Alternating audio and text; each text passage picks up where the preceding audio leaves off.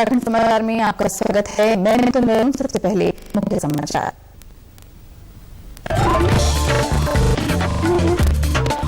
प्रधानमंत्री नरेंद्र मोदी ने कोविड के नए वेरिएंट ओमिक्रॉन और देखते हुए उच्च अधिकारियों के साथ बैठक। केंद्र ने सभी राज्यों और केंद्र शासित प्रदेशों को लिखा पत्र।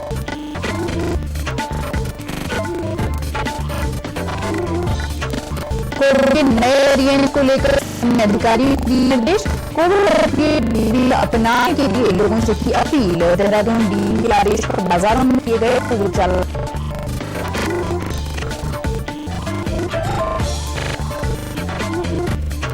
राष्ट्रपति रामनाथ कोविंद कल से 2 दिवसीय दौरे पर पहुंच रहे हरिद्वार। जिलाधिकारी ने राष्ट्रपति के दौरे को लेकर स्थल का किया निरीक्षण और दिए आवश्यक दिशा निर्देश।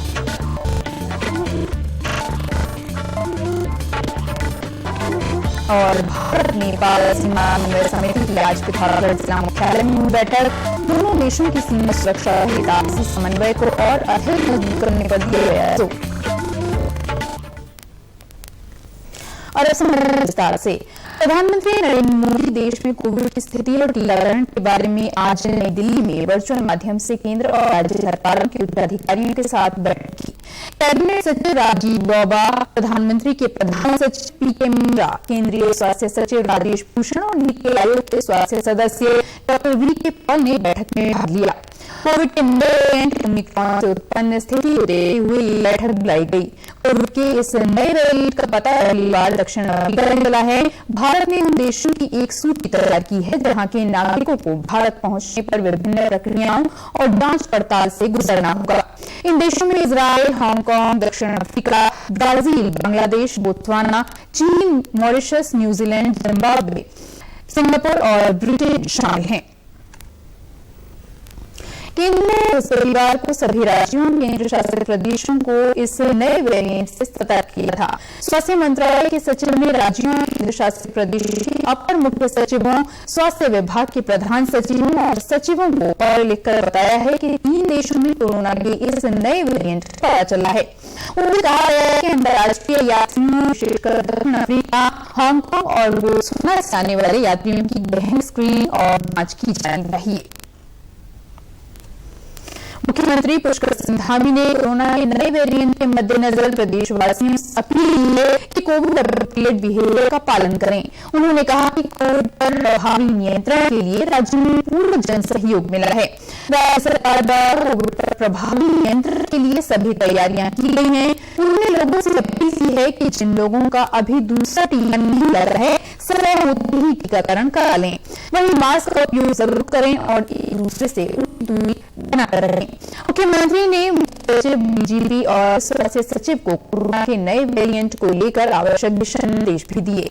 मुख्यमंत्री ने स्वास्थ्य सचिव को निर्देश दिए कि ये सुनिश्चित किया जाए कि कोविड पर प्रभावी नियंत्रण के लिए अस्पतालों में सभी व्यवस्थाएं सुनिश्चित हों। हमारा पूरा और गाइडलाइन को और कोशिश है कि और जो भी इंतजाम जिलाधिकारी देहरादून द्वारा आदेश कुमार ने जिले के सभी थानों, बाजारों, सब्जी मंडियों में मास्क का अनिवार्य रूप से प्रयोग और सामाजिक दूरी के नियमों का पालन करवाए जाने के निर्देश दिए हैं। उन्होंने संबंधित अधिकारियों को अपने अपने क्षेत्रों में बाजारों का औचक निरीक्षण करने भी निर्देश दिए। इसके साथ ही बाजारों में इन नियमों का पालन कराए जाने को लेकर अनाउंसमेंट भी किया।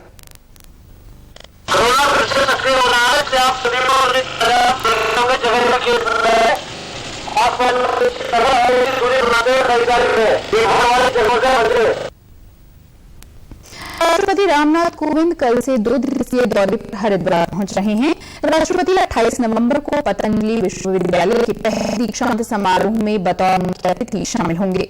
वहीं 29 नवंबर को राष्ट्रपति शांति कुंज में आयोजित एक कार्यक्रम में भी शामिल होंगे। हरिद्वार के अधिकारी विनय शंकर पांडे और एसएसपी डॉक्टर योगेंद्र सिंह रावत ने पतंजलि विश्वविद्यालय पहुंचकर सुरक्षा व्यवस्था का जायजा लिया। जिलाधिकारी विनय शंकर पांडे ने विश्वविद्यालय प्रशासनिक भवन सभागार में पतंजलि पदाधिकारियों के साथ बैठक की और राष्ट्रपति के दौरे को लेकर आवश्यक दिशा निर्देश दिए। जिलाधिकारी ने बताया कि राष्ट्रपति के कार्यक्रम को लेकर सभी व्यवस्थाएं पूरी कर ली गई हैं। दिनांक 28 को पतंजलि जो यूनिवर्सिटी है वहाँ पर उनका एक दीक्षांत समारोह है, वो उन्हीं कमलों द्वारा संपन्न होना है। उनका मुख्य कार्यक्रम इसीलिए वो यहाँ रहे हैं। लगभग 5 घंटे का उनका कार्यक्रम है और प्रशासनिक भवन में एक लोकार्पण कार्यक्रम है। मुख्य रूप से ये 2 कार्यक्रम महामहिम राष्ट्रपति जी के हैं। इसी सिलसिले में आज फुल ड्रेस भी थी और हम लोगों ने सारी चीज़ों को ठीक ढंग से देख किया है और महामहिम राष्ट्रपति की यात्रा से संबंधित जो भी आवश्यक सुरक्षा और प्रबंध होते हैं वो सब हम लोगों ने उस पर काफ़ी गहराई से उसका आकलन कर लिया है। सभी व्यवस्थाएं चकाचौंध। कृषि कानून निरस्त करने का विधेयक संसद के शीतकालीन सत्र के पहले दिन लोकसभा में पेश किया जाएगा।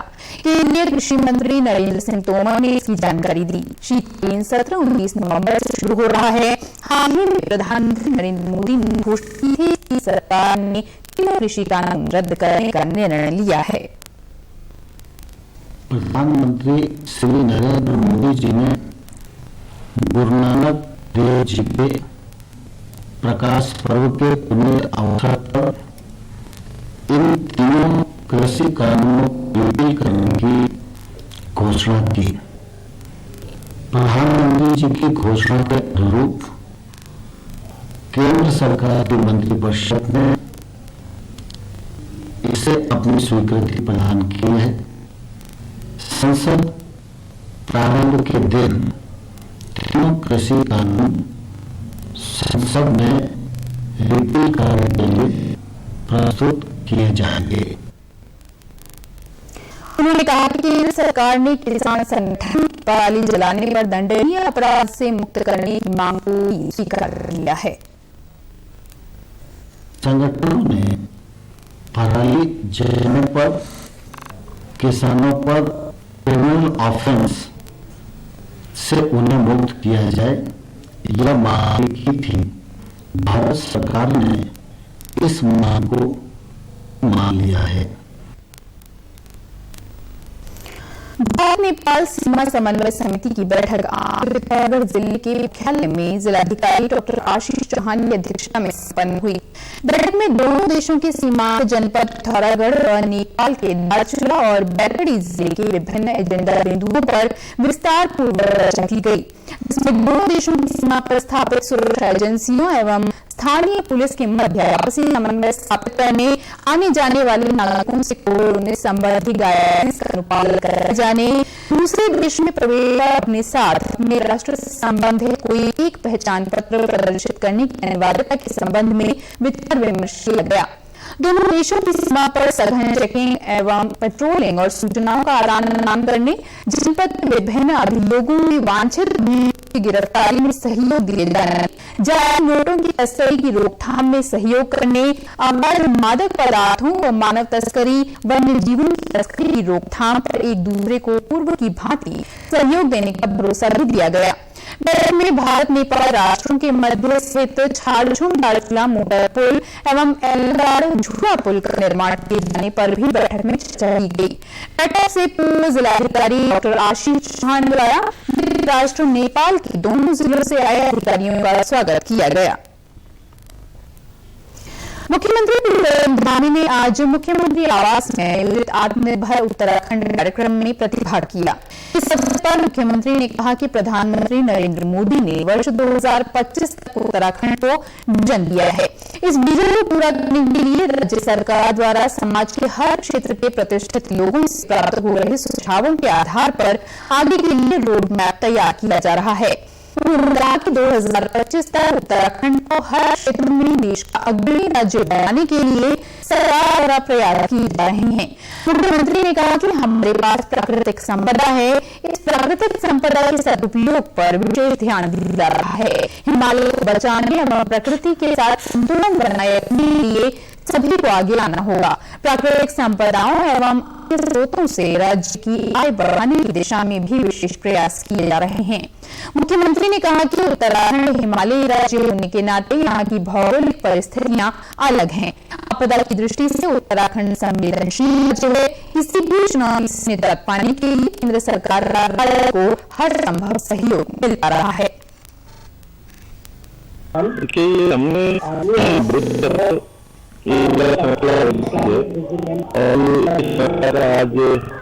तीसरा कार्यक्रम है। इस कार्यक्रम में आज बहुत सारे छोटा नीति आयोग के उपाध्यक्ष हैं और भारत सरकार के वैज्ञानिक सलाहकार जी हैं, सारे वैज्ञानिक हैं, क्षेत्रों के डायरेक्टर निदेशक हैं और विशिष्ट करने वाले हमारे सभी लोगों के चार इसमें आए और संख्या की राज्य 2025 वर्ष का होगा। वैसे ये देश का श्रेष्ठ राज्यों में राज्य उससे भी सबको ले जा रहे हैं और विचार को हम आगे तक भी चलाएंगे। वहीं नीति आयोग के उपाध्यक्ष डॉक्टर राजीव कुमार ने कहा कि उत्तराखंड अभी युवा राज्य है जिसके पास अनेक प्राकृतिक संसाधन हैं। उत्तराखंड के बहुमुखी विकास के लिए नए सिरे से सोचना होगा, सभी वर्गों को विकास की मुख्य धारा से जुड़ना होगा। उन्होंने कहा कि उत्तराखंड को एक शक्तिशाली बनाना होगा। उत्तराखंड में नवीकरणीय ऊर्जा के क्षेत्र में अनेक संभावनाएं हैं। पर्यावरण एवं ऊर्जा संरक्षण की दिशा में प्रयासों की जरूरत है। हाई वैल्यू एग्रीकल्चर क्षेत्र में प्रयास करने होंगे। मेरी एक सुझाव है मुख्यमंत्री जी आपको कि हम लोग ये गोष्ठी करें सारे आयुर्वेदिक की जो बड़ी बड़ी कंपनी जिनका बुरा चलाएं, मैं उसको ये मदद करूंगा, चाहे वो बैजनाथ हो या वो झंडू हो या डाबर हो, जितनी बड़ी कंपनियां उनको चाहे यहाँ के आपके बड़े प्रमुख बहुत मशहूर वैद्य हैं उत्तराखंड के, यहाँ चंद्र प्रकाश जी यहाँ पे थे और कई सारे वैद्य हैं जिन्होंने वरिंद्र प्रकाश जी जिन्होंने रुद्रपुर में एक प्रूव करके दिखाया है कि हेपेटाइटिस को वो ठीक कर सकते हैं। रस शास्त्र यहाँ पे बहुत बड़ी धारा है। इन सबों की पुष्टि करके हम मिशन तौर पे कार्यक्रम चलाएं कि कैसे यहाँ पर जड़ी बूटियों का हम लोग उत्पादन कर सकते हैं, विकास कर सकते हैं, उसकी कृषि कर सकते हैं। केंद्र सरकार के प्रधान वैज्ञानिक सलाहकार डॉक्टर के विजय राघवन ने कहा कि उत्तराखंड के पास हिमालय के रूप में बड़ी संपदा है। हिमालय देश और दुनिया को प्रभावित करता है। हिमालय को सस्टेनेबल तरीके से प्रोटेक्ट करना एवं इसके लिए डेवलपमेंट के कार्य करना एक बड़ा कार्य है। इसमें अनेक साइंटिफिक इंस्टीट्यूट काम कर रहे हैं। इसके लिए साइंटिफिक डेवलपमेंट प्लान जरूरी है। वहीं पद्म भूषण डॉक्टर अनिल प्रकाश जोशी ने कहा कि राज्य के समग्र विकास के लिए मुख्यमंत्री द्वारा सराहनीय प्रयास किए जा रहे हैं। हिमालय सबका है, इसके प्रति सबकी जिम्मेदारी होनी चाहिए। संस्थानों के प्रमुख वैज्ञानिक सलाहकार प्रधानमंत्री के और उन मुद्दों पर हिमालय के मुद्दे हैं की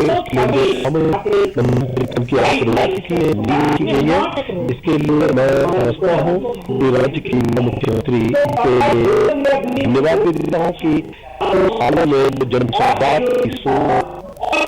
शून्य थी उन्होंने तोड़ा और एक रोड है की तैयारी की गई है जो आने वाले हिमालय के लिए एक रोड मैप बनेगा। उत्तराखंड ही नहीं शोकेस होगा, पूरे हिमालय के लिए एक आदर्श बनेगा। नीति आयोग ने सिद्धांत रूप से स्वीकारा है।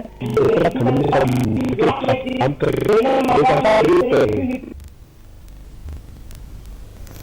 आयुष्मान भारत योजना का लाभ आज देश भर में जन जन तक पहुंच रहा है।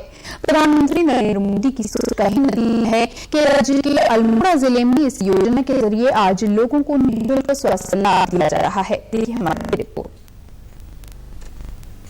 आयुष्मान भारत योजना के तहत अल्मोड़ा जिले में स्वास्थ्य कार्ड बनाने की क्रिया तेजी से चल रही है। इस योजना के तहत दूर दराज से ग्रामीण अल्मोड़ा जिले से बाहर के इलाकों में उपचार आसानी कर पा रहे हैं। उत्तराखंड में 23 सितंबर 2018 से प्रारंभ हुई इस योजना के तहत जिले में अब तक 1,11,086 आयुष्मान कार्ड बनाए जा चुके हैं। साथ ही जिले ने योजना को लाने में 96% का लक्ष्य प्राप्त कर लिया है। आयुष्मान भारत योजना के जिला समन्वयक दीवान सिंह ने बताया कि सर्वे के आधार पर योजना के तहत लोगों को लाभान्वित करने में अल्मोड़ा जिला प्रदेश में प्रथम स्थान रहा है। अभी तक 1,11,86 लोगों को लाभ मिल चुका है अल्मोड़ा जिले के अंदर और अल्मोड़ा से बाहर भी। स्कीम की स्टार्टिंग 23 सितंबर 2018 में हुई थी और उसके साथ आयुष्मान योजना 25 दिसंबर को स्टार्ट की गई थी। अभी तक का हमारे अल्मोड़ा में 94% परिवारों को कार्ड बन चुके हैं। उसमें टोटल लाभार्थी हैं अल्मोड़ा के 7,252 लाभार्थी हैं और जिनको बाहर भी हॉस्पिटल में भी अल्मोड़ा के हॉस्पिटलों में भी उसमें 7,76,00,000 रुपए का लाभ मिला है। वही लाभार्थी कांताधुन भोपालाम और ईमानदार सिंह बिष्ट ने इस योजना को बेहतर रखते हुए केंद्र सरकार की दमदार तारीफ की। सभी लाभार्थियों का कहना है कि इस योजना के कारण आज उन्हें अपने स्वास्थ्य संबंधी किसी परेशानी के लिए आर्थिक रूप से सोचने की आवश्यकता नहीं होती है। मैं अपनी नियमित रूप से यहाँ पे जांच करवाती हूँ और इस कार्ड का मैं उपयोग करती हूँ और समय समय पे हॉस्पिटल में आके मैं आयुष्मान कार्ड का लाभ लेती हूँ। मैं सभी लोगों से अनुरोध करूंगी कि सभी लोग अपना स्वास्थ्य के लिए आयुष्मान कार्ड बनवाएं। आज आयुष्मान कार्ड बनाए जाए बहुत ही अच्छी योजना है। इससे गरीब लोगों को कार्ड मदद है। 5 लाख तक के इलाज के लिए सरकार की मदद है और ये बहुत अच्छी योजना है। सरकार के लिए धन्यवाद की पात्र है। इसके द्वारा मेरे ये मेरा स्वास्थ्य कार्ड बनाया गया है। इससे मुझे काफी फायदा हो रहा है, काफी लाभ मिल रहा है और मेरा मरीज जो है यहाँ हॉस्पिटल में एडमिट भी है, तो इससे मुझे काफी लाभ फायदा जो है हो रहा है। आयुष्मान भारत योजना के जरिए आज लाखों लोगों को न सिर्फ स्वास्थ्य लाभ मिल रहा है बल्कि यह योजना आर्थिक रूप से भी लोगों के लिए मददगार साबित हो रही है। ब्यूरो रिपोर्ट, दूरदर्शन समाचार, देहरादून। बागेश्वर जिले की ग्राम पंचायत में 3 दिवसीय दानपुर महोत्सव का मुख्यमंत्री पुष्कर सिंह धामी ने आज शुभारंभ किया।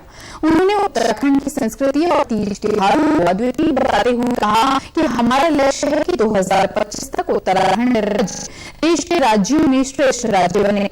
उन्होंने कहा कि दानपुर क्षेत्र के लोग बहुत मेहनती और ईमानदार हैं और अपने क्षेत्र को आगे बढ़ाने के लिए काम कर रहे हैं। उन्होंने कहा कि इस तरह के आयोजन से आपसी सद्भाव बढ़ता है, भावी पीढ़ी को भी अपनी संस्कृति का बोध होता है। इस मौके पर मुख्यमंत्री ने दुगनाकुरी में गैस गोदाम, क्षतिग्रस्त ग्लेशियर मार्गों का निर्माण कराया, बुढ़ाकोट में प्राथमिक स्वास्थ्य केंद्र में भवन निर्माण तथा कपकोट तहसील की 4 जगहों में मिनी स्टेडियम के निर्माण के साथ ही अन्य घोषणाएं की। उन्होंने कपकोट क्षेत्र में आर्मी कैंटीन खोलने की भी बात कही। हम घोषणाएं करते हैं, सबके शासनादेश निकलते हैं और हमने घोषणा की। कानपुर हमारा बहुत पिछड़ा क्षेत्र है और यहाँ कानपुर की अपनी संस्कृति है। यहाँ के लोग बहुत ही ईमानदार हैं, बहुत सरल हैं, सीधे हैं और लगातार संस्कृति के आगे काम कर रहे हैं। हम सब पर काम करेंगे और घोषणाएं कर रहे हैं धरातल पर और भी नए यहाँ घोषणाएं रही हैं। सबसे अंदाज घोषणाएं में पहले से ही मुझे यहाँ पर आया। किसान बोर्ड को लेकर राज्य सरकार जल्द ही कोई निर्णय लेने जा रही है। मुख्यमंत्री पुष्कर सिंह धामी ने इसका संकेत दिया है। देहरादून में मुख्यमंत्री ने पत्रकारों से बातचीत में कहा कि इस संबंध में बनाई गई हाई पावर कमेटी ने अपनी फाइनल रिपोर्ट सरकार को सौंपी है। सरकार कमेटी की रिपोर्ट का अध्ययन कर रही है, जिस पर शीघ्र निर्णय लिया जाएगा। उसमें देखिए कमेटी और अंतिम रिपोर्ट लाने के लिए हम रिपोर्ट करेगी और उस रिपोर्ट का अध्ययन करने के उस पर प्रधानमंत्री नरेंद्र मोदी आकाशवाणी से मन की बात कार्यक्रम में अपने विचार साझा करेंगे। ये इस मासिक रेडियो कार्यक्रम की 83वीं कड़ी होगी। आकाशवाणी और दूरदर्शन के समूचे नेटवर्क पर इसका प्रसारण होगा। कार्यक्रम आकाशवाणी समाचार की वेबसाइट और न्यूज ऑन एआर ऐप पर भी उपलब्ध रहेगा।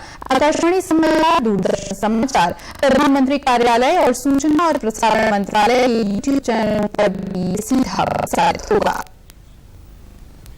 समाचार के अंक में बस इतना ही। नमस्कार।